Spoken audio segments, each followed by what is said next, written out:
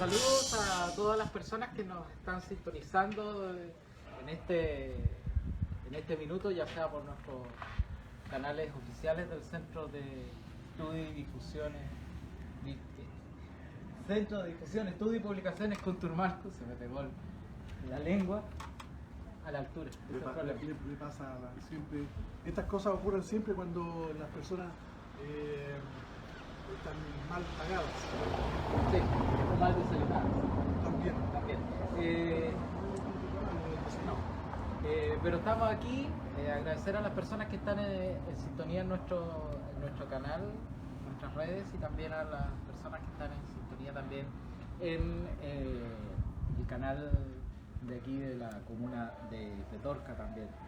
Nos van a acompañar hoy día en esta pequeña presentación que queremos hacer aquí, justamente en la entrada, en el portal, ¿cómo se podría llamar? El portal, digamos, el portal Sí, de ingreso. el portal de ingreso de la parroquia de Nuestra Señora de la Merced de Petorca, que está en todo un proceso de poder ser restaurada y poder ser conservada definitivamente para la posteridad y seguir siendo en realidad parte del patrimonio y de la cultura e identidad local. Y local no solamente de acá, sino que también Digamos, todo el valle, pero también esta iglesia es un ícono regional. claro, fue considerada como un ícono nacional en el Bicentenario, también es un monumento nacional. Claro que sí. Lady. Ah, ok. Aquí empiezan los subtítulos en inglés. Claro. Desde 1640 luce la placa que fue puesta en el Bicentenario. Pero es anterior a 1640. Sí, ha sido emplazada en varias ocasiones sobre el mismo espacio, albergando en ella la patrona de la ciudad de Petorca, la Virgen de la Merced. La última edificación data de 1857. Desde ese punto de partida uno puede empezar a contar un poco de la historia De la parroquia. No casándose, yo creo, con fecha. Yo creo que... Sí, más bien con los aspectos generales, Claro. que a la gente más le interesa el aspecto general. Eso de memorizar fechas es un poco complicado. Y también te casan. Sí. O sea, llegar a 1640 como fecha, pues... No Sí. sé, a mí me causa ruido, personalmente. A mí me causa silencio. Ah, bueno. Es que yo soy más ruidoso. Pues, pero sí la capilla original debe haberse levantado a principios del siglo XVII, unos 20, 30 o 40 años tal vez antes de esa fecha. Hay que pensar que en 1500, a mediados del 1500, casi a fines, Hernán Lamero de Gallegos, en su lecho de enfermo, ya en Cusco, Hace la alegación.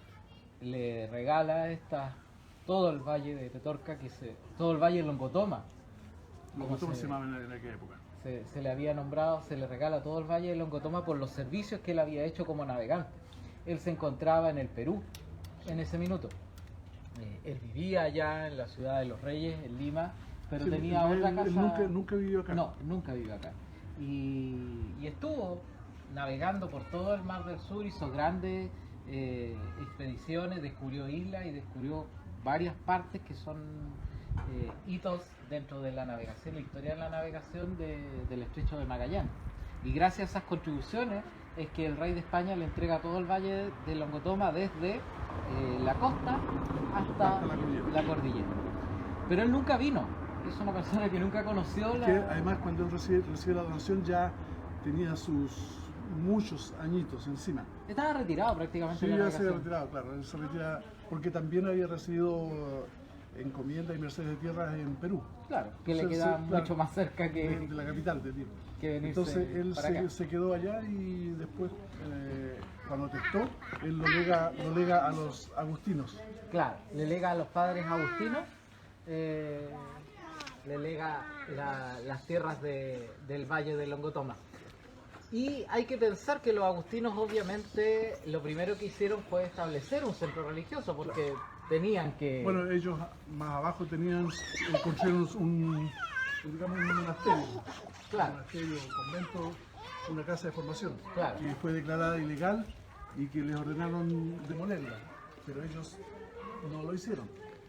Bueno, también ahí... Le dieron otro carácter. Claro, pero también hay un problema ahí en la zona de más abajo, el valle abajo de Longotoma, entre los agustinos y la familia de los Ríos, especialmente claro, con don Gonzalo de los Ríos, que a la vez también tuvo no sé si era tío o era el hermano, que también fue prior importante de los agustinos, y pese a eso nunca hubieron buenas relaciones.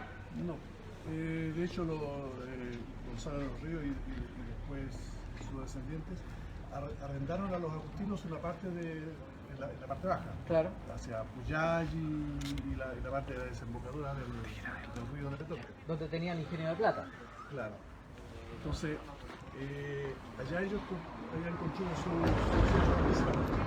y cuando le hacen este arrendamiento a los González y Lichtenberg, porque al final también doña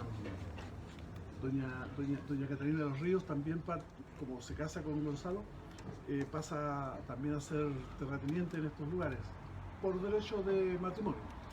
Y en este momento es cuando acá ella se opone a entregar el arriendo, pero además de tener algunos problemas con la orden en este sector, sin embargo en Santiago se llevaban muy bien con el prior de la orden y con algunos otros, si no decir todos, los demás miembros de la orden en Santiago. Es acá donde se producen algunos desencuentros. Claro, pero es que... recordemos que allá siempre le taparon, sí, y le cubrieron la espalda muy bien, los agustinos siempre. Pero hay que pensar que ella pleiteó y molestó realmente a los agustinos, la familia de los Ríos y Lichtenberg molestó a los agustinos por mucho tiempo, hasta el gran terremoto del Señor de Mayo, claro, donde doña Catalina, ellos le echan la culpa de que gracias al milagro del Señor de Mayo, que le queda la corona en el cuello y todo lo que provocó eso, ella deja de molestar a los agustinos y finalmente deja de entrometerse en lo que son las tierras del Valle de Longotoma, que es el Valle de Petorca, claro, y por fin los agustinos pueden tener en paz mantener estas tierras. Sí. Pero les queda un problema después, porque después se le ocurre al rey de España que hay que fundar un pueblo acá, que claro, es la villa de Santana de Briviesca. Claro, lo que pasa es que en un momento dado la minería aquí adquiere tal relevancia que llega mucha gente a vivir y simplemente se instalan, claro, en este sector. Está la capilla, entonces lo más lógico era que iban a levantar sus viviendas temporarias cerca de la capilla. Claro. Y es por eso que se llena acá de gente. Y viendo la administración española local, así como también en España la monarquía, viendo que aquí se produce una muy gran aglomeración de gente, y además viendo que los Borbones en esa época están en un periodo de consolidación de los dominios y fundar ciudades. Ahí es cuando aparece esto de vamos a fundar Santa Ana de Briviesca. Y ahí queda el problema, porque una cosa es lo que el rey decide fundar, que el rey nunca vino a América. No, jamás. Nunca vino ni quiso venir. Era muy peligroso además. O sea, podía morirse en el viaje. No era un viaje en Iberia, ni en Emirate. Pero la cosa es que el rey nunca vino, entonces él decidía fundar, pero él no sabía lo que había en el terreno. No. Entonces aquí todo esto era propiedad de los agustinos. Los agustinos en algún minuto vieron que venía gente, porque tampoco estaban acá permanentemente, no, la orden estaba en Santiago. Y unos cuantos estaban abajo. Claro, entonces como que empezaron a ver que había gente, o alguien les informó, los habitantes todavía nativos que habían acá, les informaron, ¿sabes? Está llegando gente,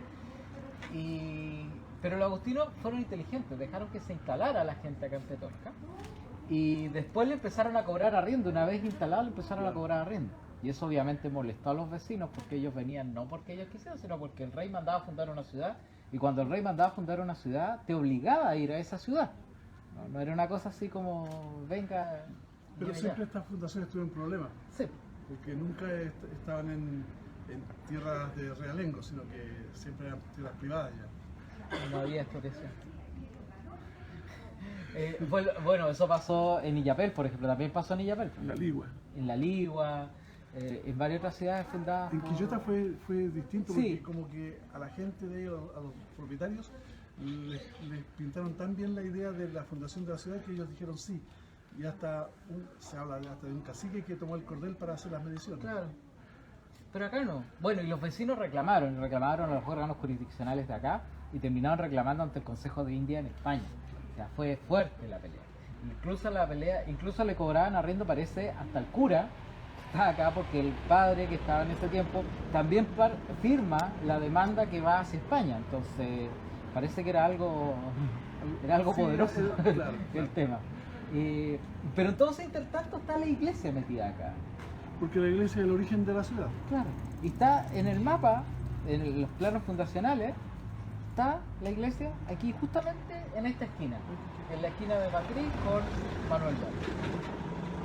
Manuel Montt, esta calle que tenemos acá, Claro. esto es el Camino Inca, original. Originalmente es el Camino Inca, el Capañán, Claro. de esta calle. Manuel Montt. Y si uno relaciona Y Capañán, después tenemos el Capañán.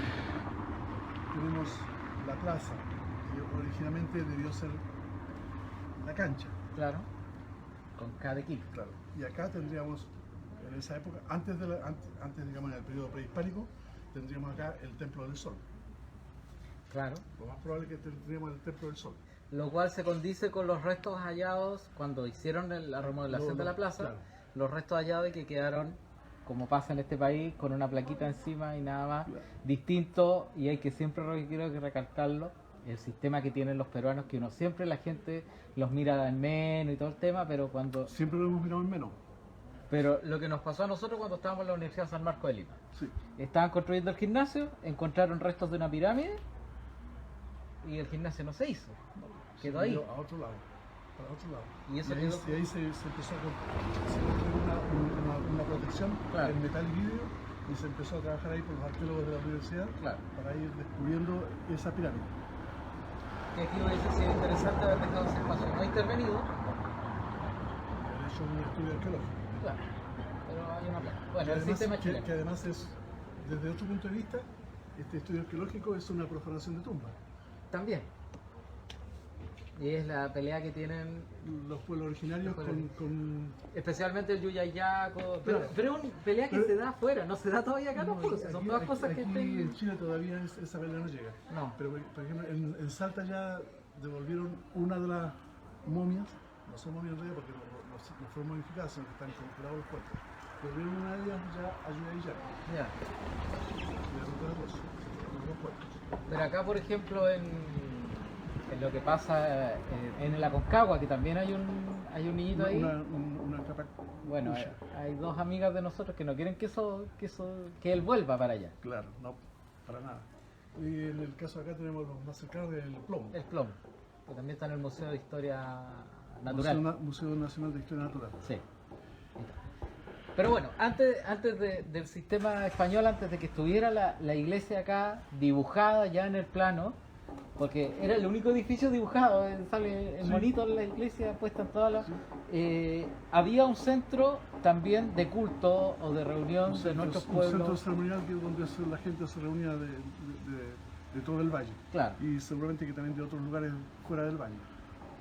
Y que yo creo puede tener relación con el cerro que, si uno se para en el portal mirando hacia la plaza, el cerro que está a mano derecha, que es el higuero, la higuera, que tiene una piedra tacita arriba bastante grande. El último que hizo un estudio fue Cañas Pinochet en el año 1896. Así es. Y que de ese tiempo no se hace un estudio sin perjuicio que subieron algunas personas Sí. el año pasado. Sí, el año pasado. Con las indicaciones que se les dieron, Claro. ellos pudieron llegar al lugar donde están esas tacitas, que es ahí arriba. Y todavía está, es una piedra grande, por lo menos todavía existe.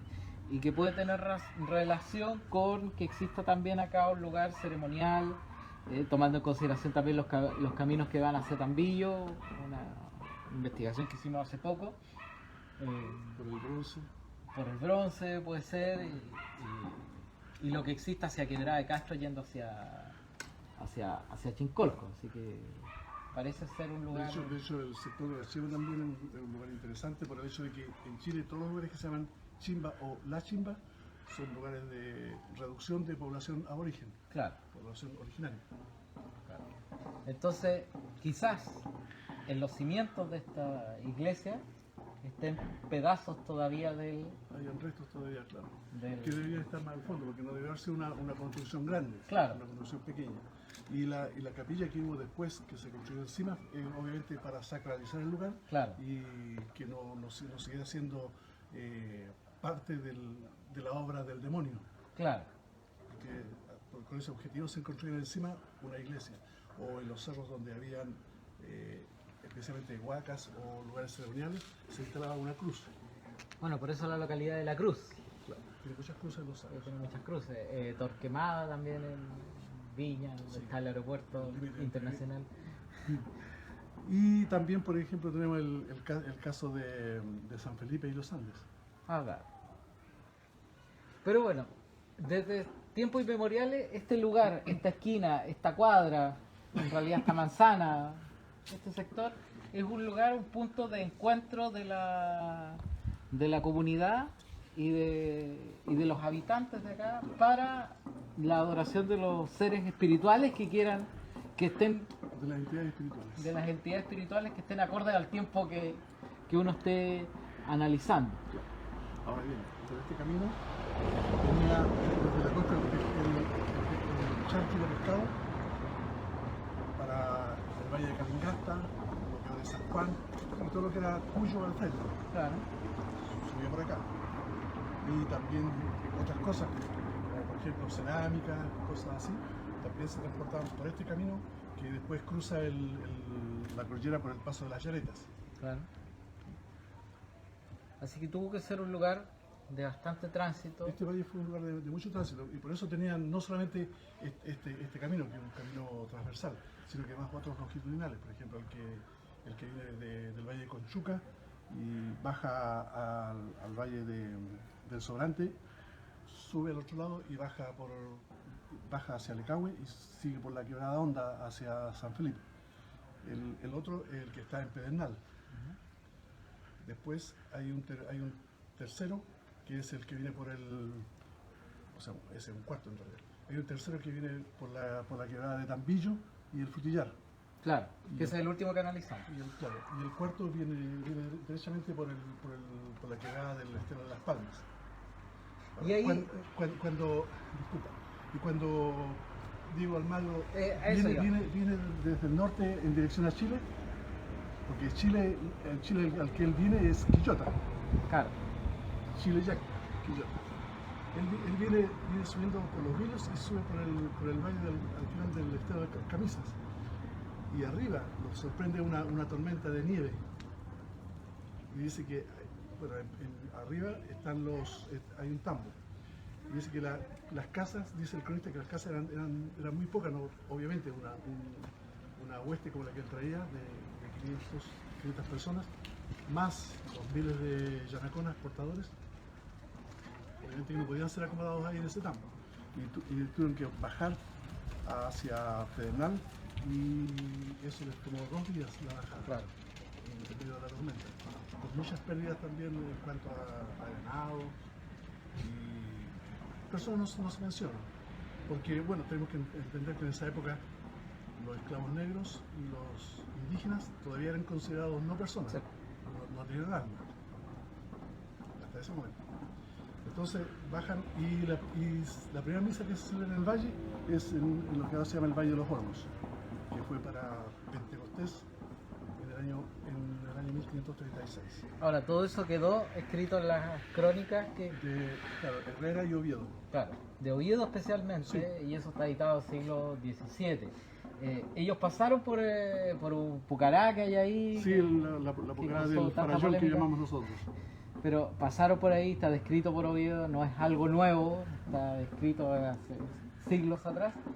Y es bueno que se sepa Lo interesante es que ese punto... Pero hay un punto ahí, porque Oviedo dirá que pasaron por ahí, pero Barros Arana interpreta que pasan por sí, Las él Palmas. dijo que por el paso de Las Palmas, pero en Las Palmas jamás va a haber una tormenta de nieve de la envergadura con que se encontró ahí, de lo que habla Herrera.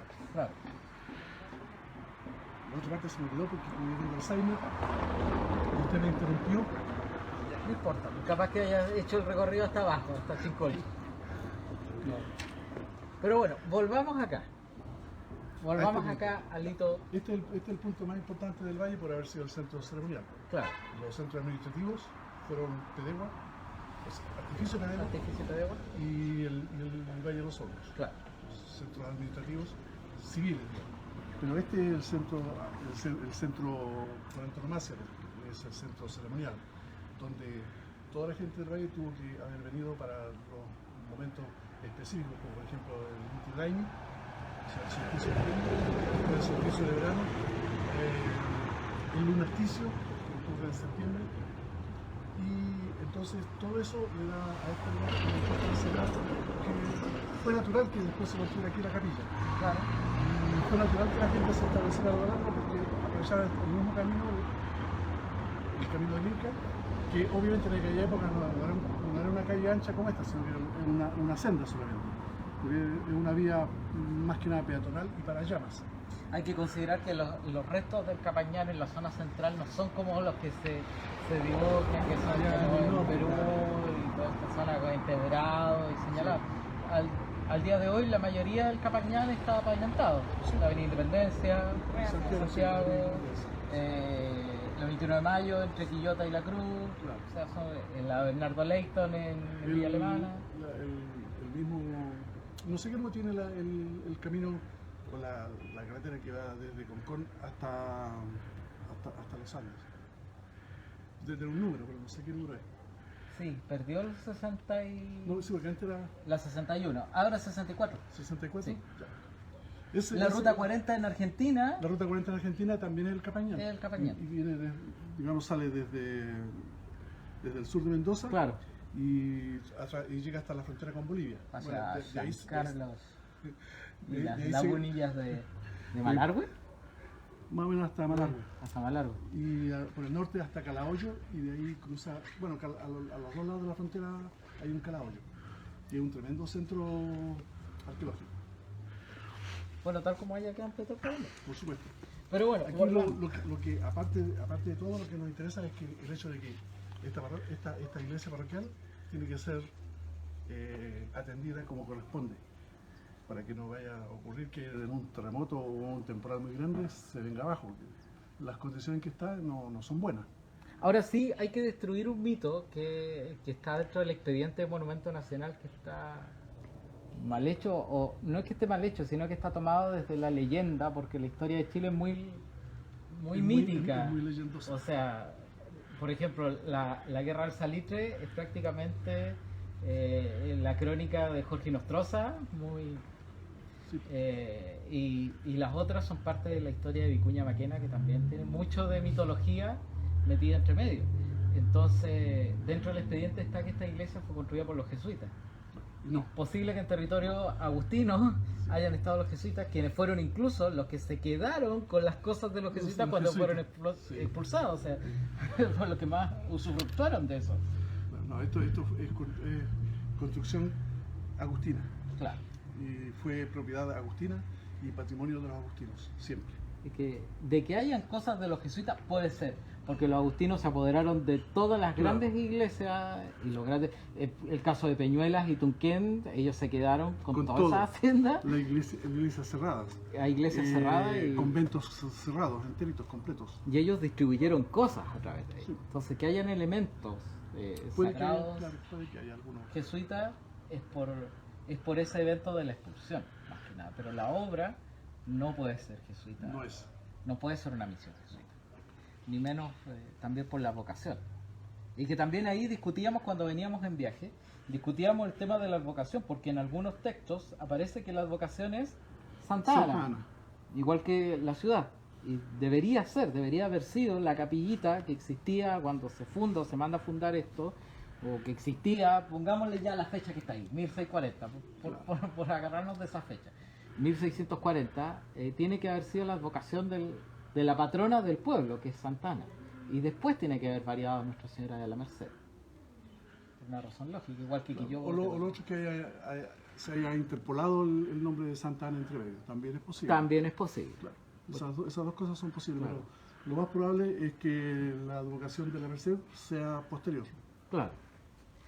Pero eso más que nada, lo que queríamos contar y transmitir es el valor patrimonial que tiene este lugar, que siempre ha estado aquí. Es un lugar que no se mueve con el tiempo, es un lugar inamovible. Uno puede buscar los planos originales que están en el Archivo Nacional respecto a la fundación de Petorca y sale dibujada la iglesia. Es el único edificio que sale dibujado, sin perjuicio a que aquí en la plaza estaba la gobernación, el escribano, el tribunal, la cárcel, la recoba, la escuela estaba más allá, el cuartel de los soldados, que teníamos hasta Campo de Marte acá en Petorca, estaba todo acá, y lo único que sale dibujado es la iglesia. Claro. Dibujado y coloreado es la iglesia. Por tanto, fue importante en ese tiempo y ha permanecido acá desde ese tiempo. No se ha cambiado, no se ha mudado de distintos sectores, como sí ocurre en otras ciudades, que de repente se cambian y van moviéndose con la ciudad, que también va modelándose a través del tiempo.